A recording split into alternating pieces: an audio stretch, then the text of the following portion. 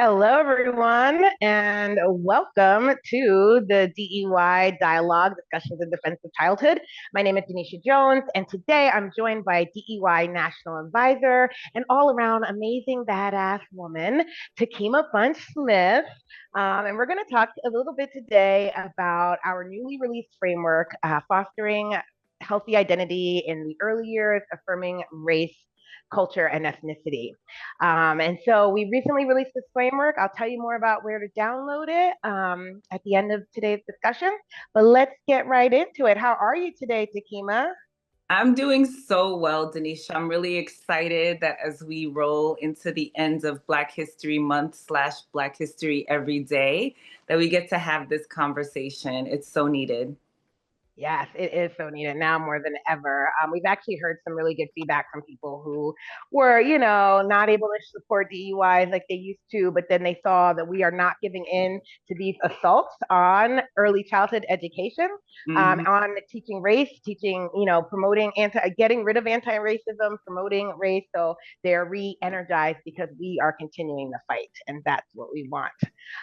So yeah, we're really excited about the framework, and you were one of the few people who gave us some amazing feedback. So you got to see it pre-development. I wanted to talk with you about it because this is your work, right? Through your Journey to NIA professional development experience, you've been working to center Black joy and disrupt anti-Black racism for Black children, which we know is super important in the early years. Can you share how this framework can support your work and the work of other early childhood educators? Yeah, I was so excited when I realized that you were really doing this, Denisha, and that you decided to put it out before it's completed because we know that, what is it, perfection is the enemy of good, or whatever that saying is. Mm-hmm, Like, mm-hmm. it would be in so many years, and people needed this work 30, 40, 50 years ago. I mean, we needed it since 1619, right? But the fact that it's out there now is just so wonderful.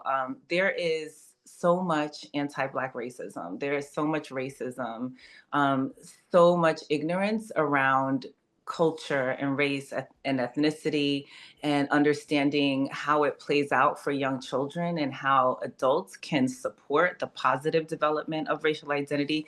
We just don't have the resources. And so in my Journey to NIA curriculum, when I do these, 8 to 16 hours of professional development, I barely scratch the surface with people, right? I give them just a high level overview of racial identity development and socialization.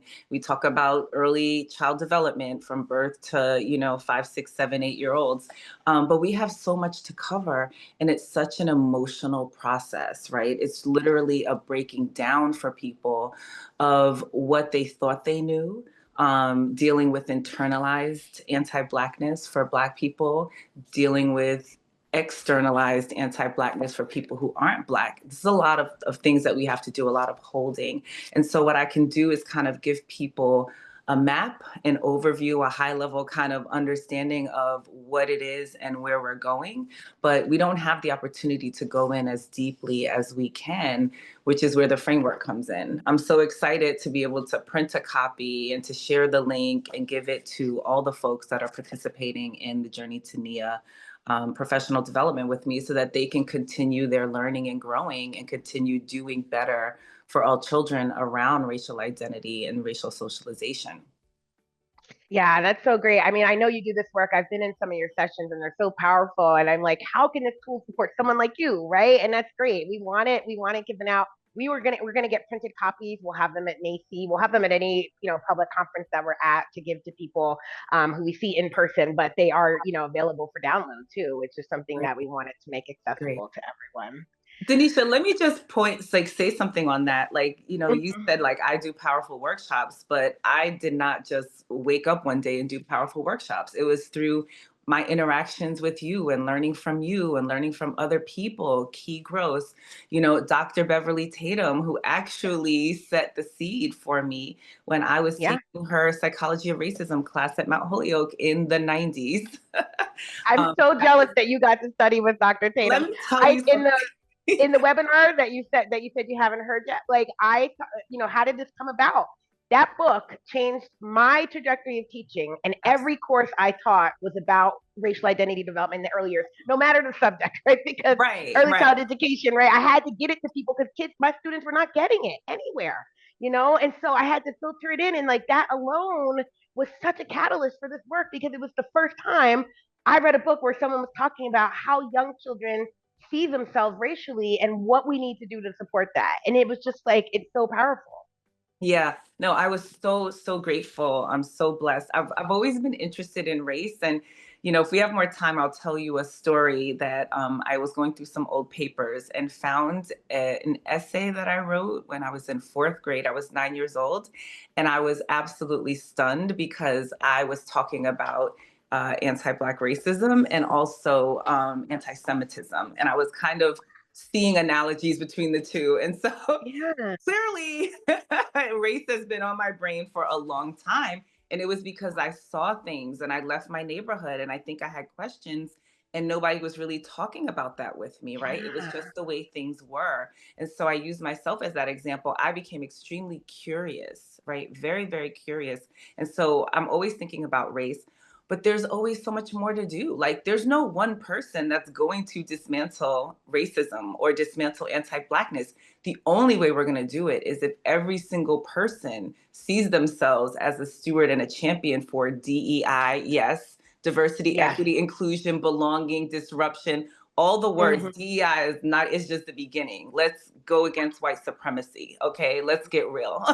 And if every Yeah. single person is doing that, then we have synergy to make change. So it's not about the quote unquote experts or the people who've been studying, it's about all of us saying that this is our mission. We want to leave this world better for our children, right? And our children's children. That's what that's what my personal mission is in this life. And so that's where I keep having the energy to keep learning and growing and participating in the community of it all.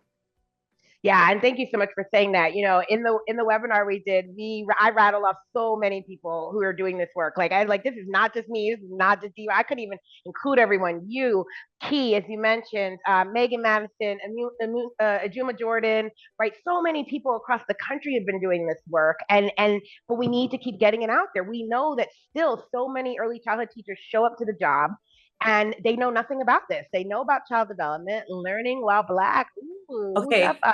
so Janice Hill, okay, case in Oh, point. yes, Let's lovely. not even, right? So we're here, right? We're Yeah, here yeah. doing this work now, and you and me are like the OGs. I'm over 50. So, right, I've been doing this for a I'm while getting there. now. I'm getting there.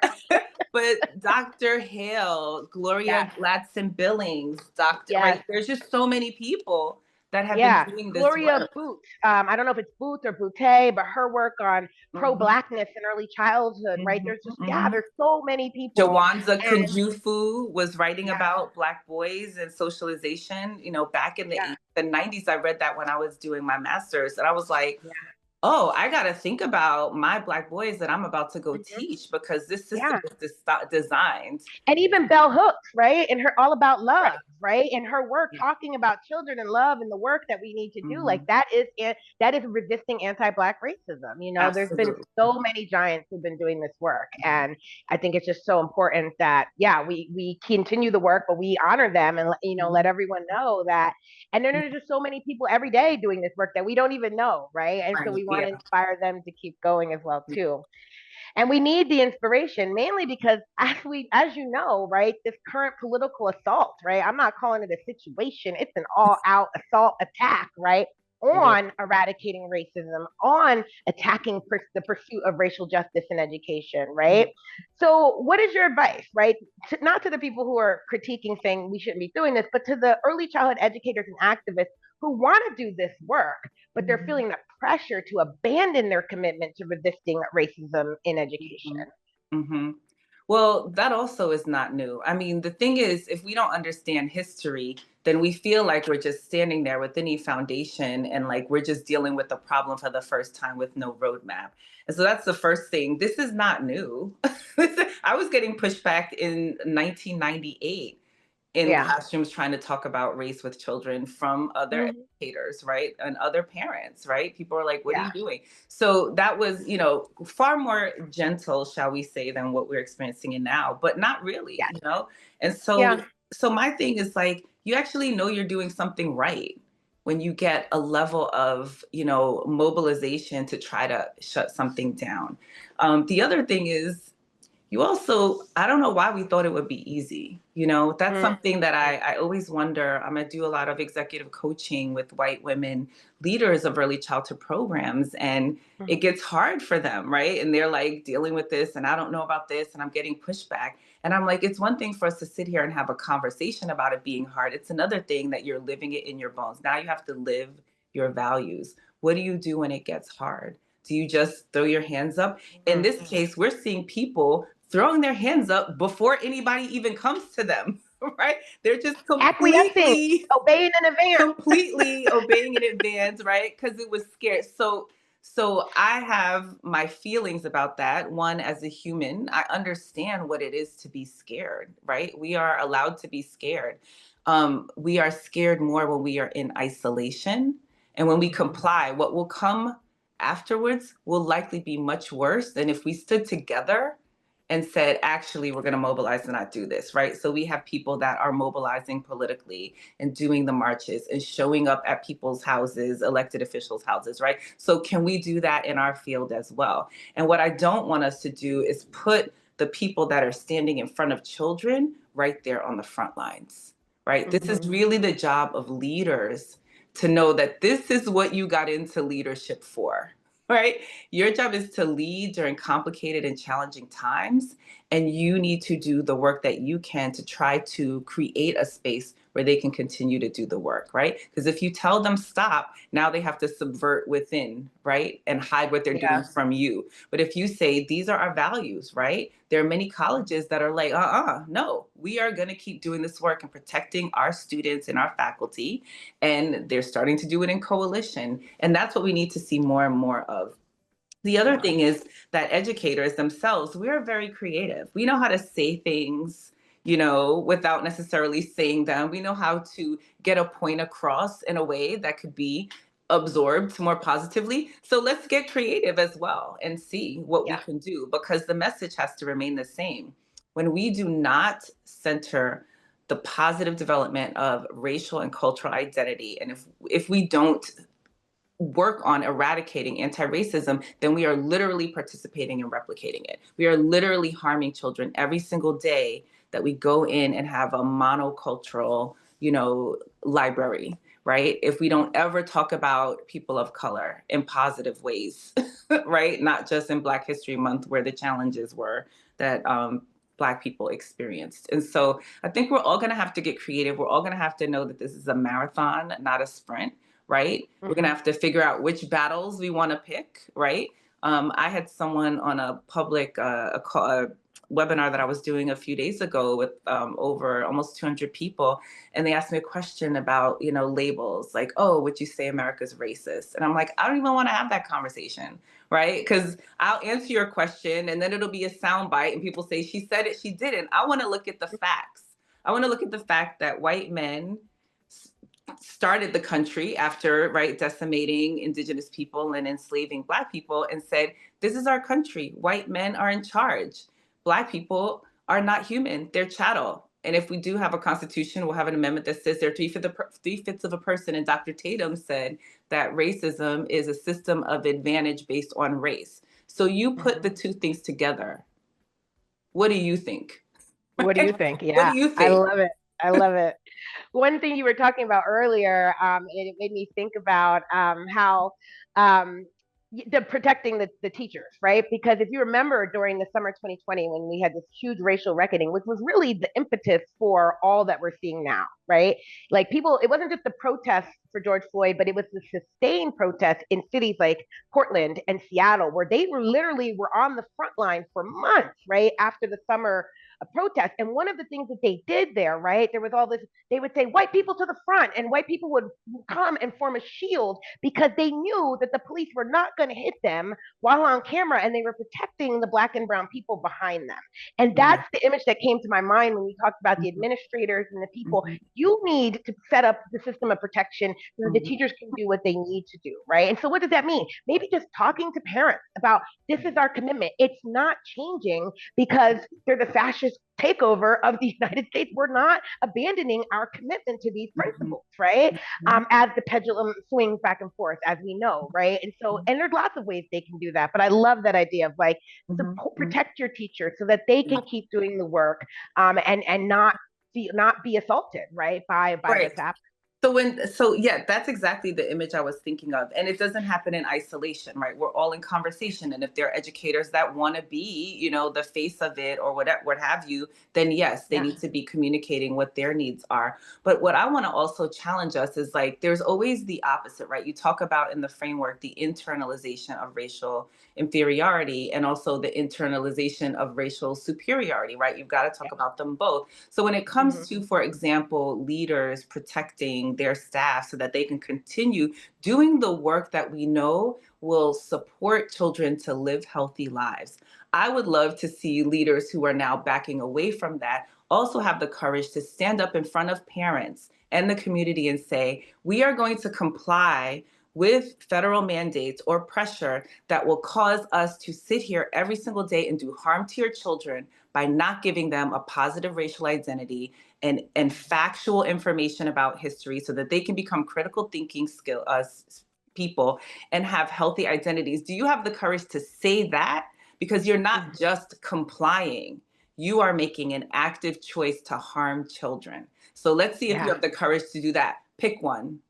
Which Yeah. side of And to history do you name want it. to be on? Yeah. I've seen a lot of like, stop saying DEI, diversity, equity, inclusion. I am against diversity, equity, inclusion. Like, you need to say the full thing. Like, oh, you're against diversity, you're against equity, and you're against inclusion. And listen to what that's not. And does that make Imagine me a that. bad person? I don't Ima- know. Listen to what you're saying. You're against Imagine that. diversity, equity, Right. inclusion, right? You can say against DEI. It doesn't mean anything, right? Right. And we have to name these things, right? We Agree. have to name them. Like, I'm not shying away from saying we are under a fascist takeover, right? We have to name these things and be clear about what we're doing. I love the language. We mentioned Key Gross of Vote Kindergarten. They are an amazing ally in this work. When their feedback to the framework was the use was switching the word positive to healthy. And I had Mhm. to think about that because the entire framework was positive, positive, positive. But when you say that this is healthy identity development, right?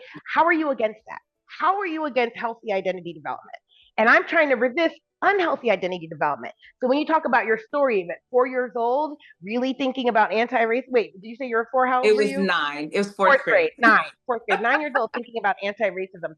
I Mhm. remember being in New Jersey and I was off for Martin Luther King Day. And I didn't even know, I was at the mall, minding my business, and the news people were there. And they're like, oh, we'd love to talk with you about how you're celebrating Martin Luther King Day. And I'm like, is that why we're off from school today? Like, I was so unaware, right, at that age in high school, because I was on the unhealthy racial identity development where I was trying to be a raceless person, right? Maybe if I didn't act black or whatever that meant, people wouldn't treat me that way. And it wasn't until I went off to college at an HBCU and I really started to understand, when I got Beverly Tatum's book, where I really Mhm. started to understand how I was a victim of unhealthy racial identity development, right? And so that's what the work is if we use that language, right? And so I had to go through and make all those changes. Thank you, Key, but it was worth it, right? That's Because great. how are Yeah. you going to say I'm against healthy identity and development in young children? You're not. Like, I want you to say that. Yeah. I know, which people won't, I think, often because Yeah. they actually don't even know what it is. And that's what I also love about the framework is that it's a way for people to understand some really important and foundational concepts. And it's not a book. A book obviously is important. And we also know educators often don't have time to kind of sit fully with the book. The framework gives these overviews of, history and of concepts, right? There's like images, the cycle of socialization. We didn't learn that. I didn't learn Yeah. that. And I have 3 masters. I didn't learn that in any of them, right? No, no.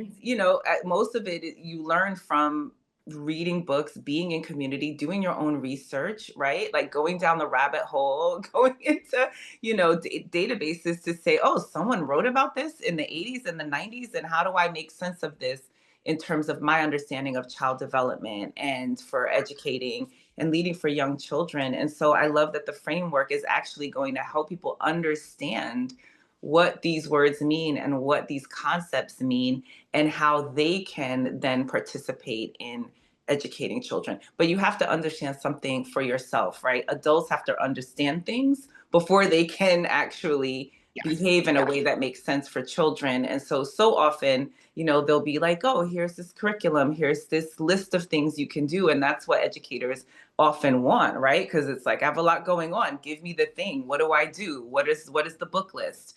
But this is Mm-hmm. giving you information in ways that is very digestible and understandable and then actionable, because you can go in and get the further resources, but also you can read the scenarios, right? You can look at the definitions. You can talk with people and be like, oh, I didn't realize when I was in high school I had like a raceless, consciousness, right? And then I had this event that shifted. I mean, many of us went through that. I think mine was partially going from a Black culturally responsive middle school. So that was like my norm. And then I went into Mm-hmm. a high school that was probably 25% Black. And then I went to a college that was, I don't know the percentage, but it was a predominantly white institution. Mm-hmm. And so my big shift was when I went to college my first year. And I was like, oh, wait, no, like I always knew I was Black and I like being Black, but this is a whole nother, like, what's happening here? Yeah. All the Yeah. racism and the whiteness was so overwhelming that it pushed me into what I call my sister soldier phase of, Black I power. love I it. mean, people won't know that if you weren't around in the 90s, but, let's just say I had a nose ring, wore kente cloth, and, was, Which is part, if you know yes, racial identity development, you were in yes, that phase where you are trying to like absorb your Black yes, culture as a form of protection absolutely. against the racism and the anti-Black racism in the world. And so you lean into that. And that really scares people. They don't understand that that's Oh, what's yeah. happening. That's part of the development, is I that you lean didn't into that. understand. Like, I Yeah. didn't Yeah. understand, and that's what blew my mind. I took a multicultural ed class with Dr. Sandra Lawrence, who's still both Dr. Tatum and Lawrence are still mentors for me. And I was like, oh my goodness, like this is really fascinating. We touched a little bit on racial identity development, but once I got into it and studied deeply, Dr. Bill Cross, Janet Helms, oh my Yeah. goodness, I was like, that's what I was going through. And then I started Yep. looking around and I'm like, I see other people going through it. And so now people always say, oh, you have race on the brain. I'm like, yeah, it's like encoded to look through that lens. And also, there wasn't a lot about young children. What was written about Yeah. young children was Yeah. very general. And it often Very started general. when they were Yeah. like first grade, if you were lucky, mostly was If you're middle lucky. school, Yeah. right? Yeah. So that's why when I found out about the Black Lives Matter at School Week of Action, I was at Bank Street, the Center on Culture, Race, and Equity. And so my team and beautiful, rest in peace, Zip Mills, was working Mm. with me. And she started going to the meetings. And I was like, okay, show me this stuff on early childhood. Show me this. And then she was like, well, third grade. I'm like, no, I mean like early. And so then I said, Mm-mm. wait. And I started looking around, like all the conversation about Black Lives Matter. I'm like, totally, yes, we have to do this. But I'm not sure where the youngest of children are. And so that's when I created the symposium, which is, Yeah. you referenced Which it. I also cite that as another inspiration for this work. I remember the one I got to attend, which was on race and gender, with Yep. Key and Lelania and Megan and some other folks. And Yep. I remember you taught and then we did the interview for the Black Lives Matter at School book.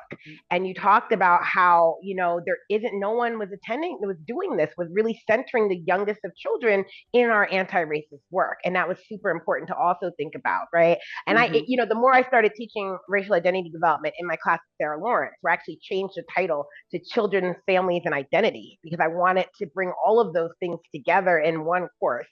Mm-hmm. And so there's all the frameworks, as the racial identity development theories. They're for each group, right? So there's the cross theory for African Americans, and the white theory by Helms, right? There's the indigenous theory, there's Latino theory, there's Yep. multicultural, racial. And so I would have my students just pick one, but I had to read them all. So I could, and Yes. I was like, wow, there's just so much here that we can't even cover in one class when we're also talking about other things, right? We're talking about families and how they, interact and all of this as well too. But it was just really eye opening when you really get into the theories. I actually find the multiracial one really Mm-hmm. interesting because it shows just so Mm-hmm. much the process at a different level, right? That I think most of us are missing. And so hopefully be able to get into some of that when we Right. keep developing the framework. Because this is one Please piece do. of, Yeah, of a yeah. larger project that I wanted to work on, but I Right. had to move forward on this one piece. I mean, this took 5 years. I, I could take yeah. another We five always have to focus. It's so much, but we have our lives and we have communities, so people will continue the work. But I also want to point out, you mentioned all the different identity models for people of color, but Dr. Mm-hmm. Helms has the white racial The identity white, yes, development. white racial And that identity. was something that really struck me because when I was, say, for example, in college, going through my own Black racial identity development process,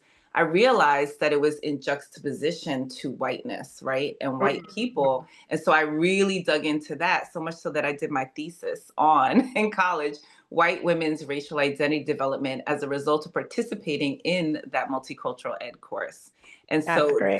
Yeah. that is, to me, is where I land so often, is that the Mm-hmm. anti-racism work has to be done by white people, right? Yes. White people Yes. have to understand their own racial socialization and identity development, where they are, where they were, where they're going, the racial identities of those around them, so they can orient themselves into this Yes. work. And so if you are a white educator and you have only white children in front of you, yes, anti-racism is for you. I have Yes, supported yes. multiple Racial identity organizations development, yeah. for It's everybody, everyone. To for everyone. everybody. And so I tell people all the time, I'm like, oh, they are classic stuck in the, I think it's the third stage, blame the victim, right? They're in the blame the victim. Like Yeah. as they start to, as you become aware of as a white person of racism and Yes. all of that, you fall Yeah. into this place where you get angry and you Yes. blame the people who are Stay being angry. under because Yep. you don't want to deal with it. And then Yeah. all these people are stuck there and they haven't moved on. There are more Agreed. stages to go. Agreed. I know exactly. Keep going.